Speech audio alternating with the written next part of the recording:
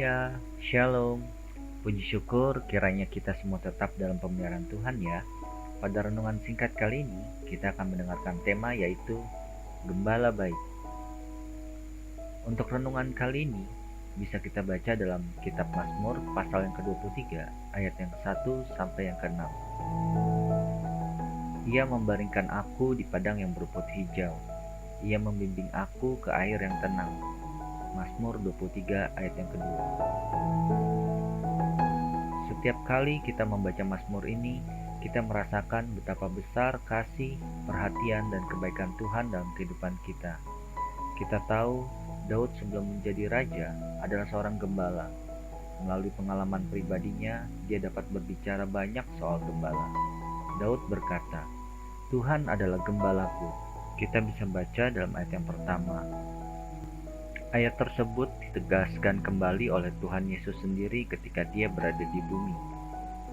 Akulah gembala yang baik, dan aku mengenal domba-dombaku, dan domba-dombaku mengenal aku. Yohanes 10 ayat yang ke-14. Dalam Mazmurnya, Daud tidak berbicara tentang dirinya sebagai gembala, tetapi sebagai domba yang bangga, memuji, dan mengandalkan gembalanya. Daud dengan sukacitanya ingin menunjukkan bahwa Tuhan itu gembalanya dan pemimpinnya.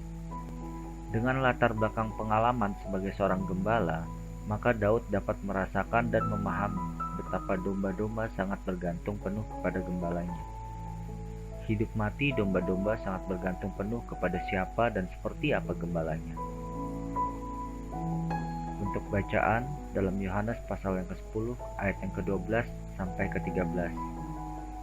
Dalam tangan gembala upahan, domba-domba terkadang harus berjuang sendiri supaya bisa mendapatkan makanan serta mempertahankan hidupnya dari serangan binatang buas, karena gembala tersebut sama sekali tidak memperhatikan domba-dombanya.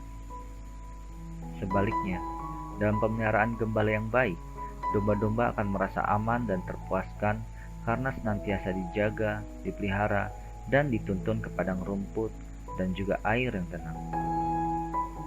Daud berkata, "Takkan kekurangan aku." Ayat yang pertama dalam Mazmur pasal yang ke-23. Karena Daud berada di bawah pengawasan dan pemeliharaan seorang gembala yang baik.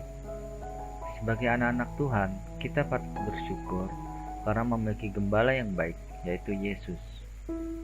Dia tidak pernah membiarkan dan meninggalkan kita sendirian, sehingga seperti yang dituturkan oleh Daud, yaitu Daud tidak takut akan mara bahaya.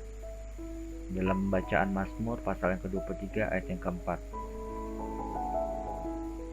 Di akhir renungan singkat ini, saya akan membacakan kata-kata penutup bagi kita semua. Yohanes pasal 10 ayat yang ke-11b. Gembala yang baik memberikan nyawanya bagi domba-dombanya. Haleluya, amin.